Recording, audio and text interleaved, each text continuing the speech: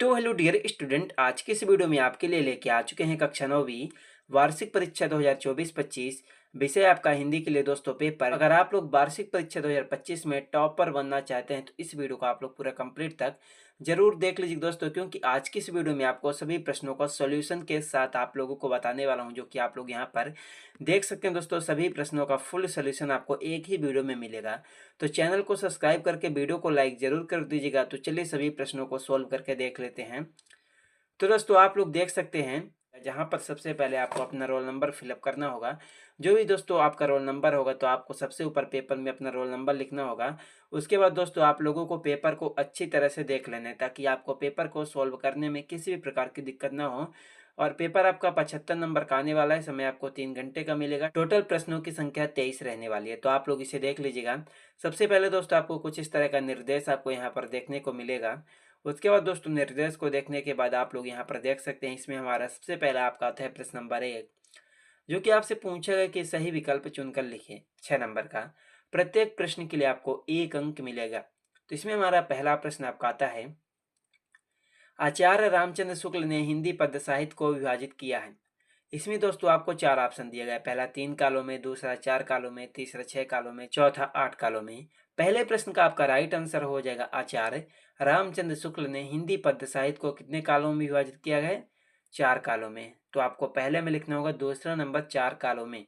2 में आपका आता है, कृष्ण और कृष्ण भूमि के प्रति इस काव्य का अनन्य समर्पण भाव व्यक्त हुआ है। इसका राइट आंसर हो जाएगा दोस्तों, इसमें आपको लिखना होगा पहला नंबर आपका हो जाएगा रसखान। 3 में आपका आता है, रस को कहा गया है। इसका राइट आंसर हो जाएगा आपका चौथा नंबर काव्य की आत्मा। क्या कहा गया? काव्य की आत्मा कहा गया है रस को।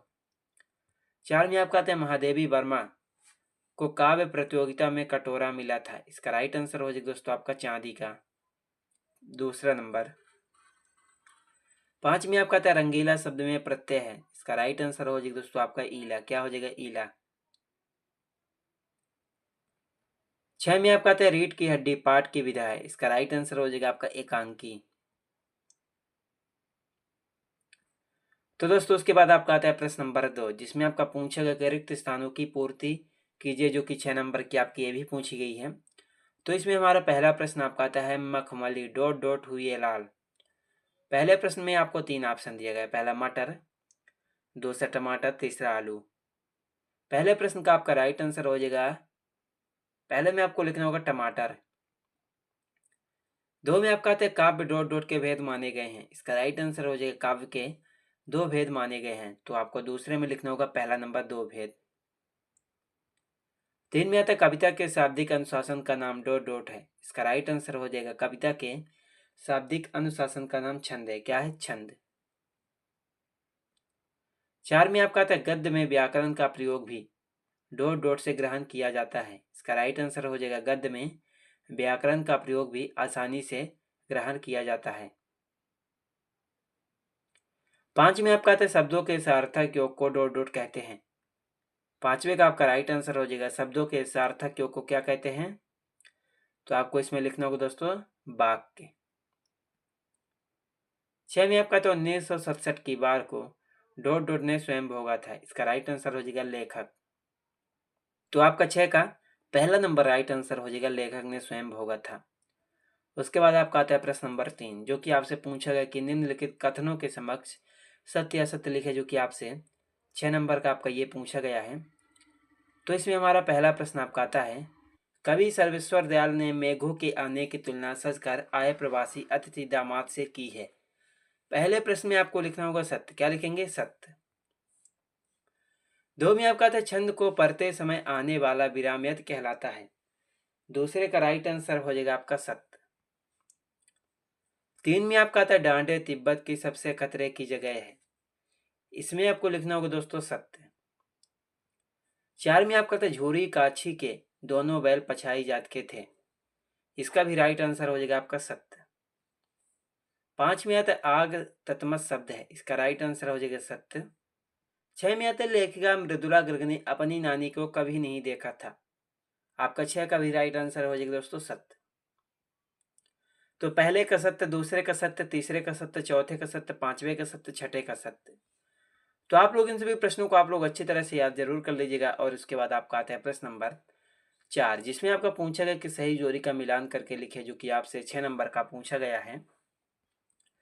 तो दोस्तों इसमें हमारा पहला प्रश्न आपका आता है कबीरदास। पहले का राइट आंसर हो जाएगा आपका बाह्य आडंबरों का विरोध। 2 में आपका आता है रस युक्त वाक्य ही काव्य है। दूसरे का राइट आंसर क्या हो जाएगा दोस्तों आपका, इसमें आपको लिखना होगा पहला नंबर आचार्य विश्वनाथ। 3 में आपका आता है प्रेमचंद के फटे जूते। इसमें आपको लिखना होगा दोस्तों हरशंकर परसाई।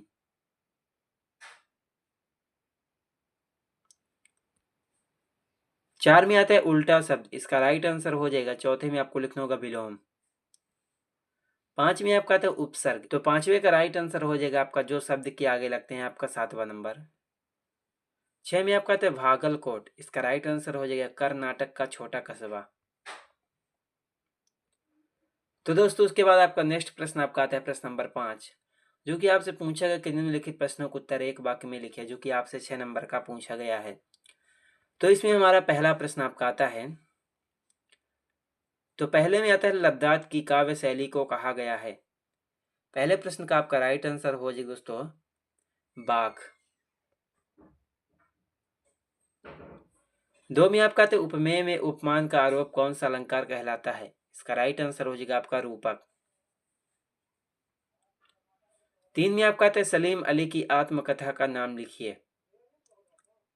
तीसरे का राइट आंसर हो जाएगा the fall of a sparrow. क्या? The fall of a sparrow. 4 में आपका आता है जिस समाज के दोनों पद प्रधान हो वह कौन सा समाज कहलाता है। चौथे का राइट आंसर हो जाएगा आपका द्वंद्व। कैसा द्वंद्व समाज? जैसे माता पिता। 5 में आपका आता है लेखिका मृदुला घर की परदादी ने मंदिर में जाकर क्या मन्नत मांगी थी।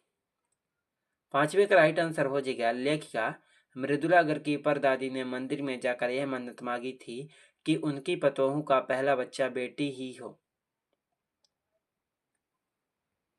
6 में आपका आता है ग्रामोफोन क्या है। इसका राइट आंसर हो जाएगा दोस्तों ग्रामोफोन एक ऐसा यंत्र है जिससे ध्वनि को रिकॉर्ड किया जाता है और बाद में उसे सुना जा सकता है। तो उसके बाद हमारा नेक्स्ट प्रश्न आपका आता है प्रश्न नंबर 6, जो कि आपसे पूछा गया कि नई कविता की कोई 2 प्रमुख विशेषता लिखिए। 2 नंबर का आपका ये भी पूछा गया है दोस्तों। एंड उसके बाद आपका प्रश्न नंबर 7, माखनलाल चतुर्वेदी अथवा सर्वेश्वर दयाल सक्सेना के भाव सौंदर्य की कोई 2 विशेषता लिखिए। उसके बाद प्रश्न नंबर 8 में आता है अरहर और सनई के खेत कवि पंत को कैसे दिखाई देते हैं। उसके बाद दोस्तों प्रश्न नंबर 9 में आता है कवि माखनलाल चतुर्वेदी ने हथकरियों को गहना क्यों कहा है। उसके बाद प्रश्न नंबर 10, दोहा छंद की परिभाषा उदाहरण सहित। उसके बाद दोस्तों प्रश्न नंबर 11, खंड काव्य और महाकाव्य में कोई 2 अंतर। उसके बाद प्रश्न नंबर 12, गद्य की कोई 4 गौण विधाओं के नाम। उसके बाद दोस्तों आपका आता है प्रश्न नंबर 13, मुंशी प्रेमचंद अथवा हरशंकर परसाई की 2 रचनाओं के नाम, साहित्य में स्थान। उसके बाद प्रश्न नंबर 14, तो आपका प्रश्न नंबर 14 में आता है लेखक राहुल संस्कृत्यान ने डाकुओं से बचने का कौन सा साधन अपनाया। 2 नंबर का आपका ये भी पूछा गया है। एंड उसके बाद आपका प्रश्न नंबर 15, छोटी बच्ची को बैलों के प्रति प्रेम क्यों उमर आया। 2 नंबर का। एंड उसके बाद दोस्तों आपका प्रश्न नंबर 16, निम्नलिखित मुहावरों का अर्थ लिखते हुए वाक्यों में प्रयोग कीजिए। 2 नंबर का आपका ये भी पूछा गया है। उसके बाद दोस्तों आपका आता है प्रश्न नंबर 17, परमेश्वर नाथ रेणु के मित्रों के नाम लिखिए। उसके बाद 18 में आता है निम्नलिखित काव्यांश का संदर्भ संग सहित आपको भावार्थ लिखना है। एंड उसके बाद आपका नेक्स्ट प्रश्न आपका आता है प्रश्न नंबर 19, निम्नलिखित गद्यांश के संदर्भ संग व्याख्या सहित कीजिए। 3 नंबर का। उसके बाद दोस्तों आपका नेक्स्ट प्रश्न आपका आता है प्रश्न नंबर 20, समय का महत्व विषय पर एक अनुच्छेद लिखिए। 3 नंबर का। एंड उसके बाद दोस्तों आपका आता है प्रश्न नंबर आपका 21, निम्नलिखित अपठित काव्यांश अथवा गद्यांश को पढ़कर पूछे गए प्रश्नों के उत्तर लिखिए। 4 नंबर का। एंड उसके बाद दोस्तों आपका आता है प्रश्न नंबर आपका 22, शुल्क मुक्ति हेतु प्रचार को प्रार्थना पत्र लिखिए। 4 नंबर का। एंड उसके बाद आपका प्रश्न नंबर 23, तो 23 में आपका आता है दोस्तों निम्नलिखित में से किसी एक विषय पर आपको रूपरेखा से सारगर्भित आपको निबंध लिखना है। तो दोस्तों आप लोग इन सभी प्रश्नों को आप लोग अच्छी तरह से याद करके कॉपी पर सॉल्व जरूर कर लीजिएगा। कहीं पर भी आपको डाउट होगा कमेंट बॉक्स पर कमेंट जरूर कीजिएगा। चलिए मिलते हैं किसी नेक्स्ट वीडियो में आपसे। पीडीएफ के लिए दोस्तों टेलीग्राम चैनल को जरूर ज्वाइन कर लीजिएगा। उसका लिंक वीडियो के डिस्क्रिप्शन में आपको मिल जाएगा।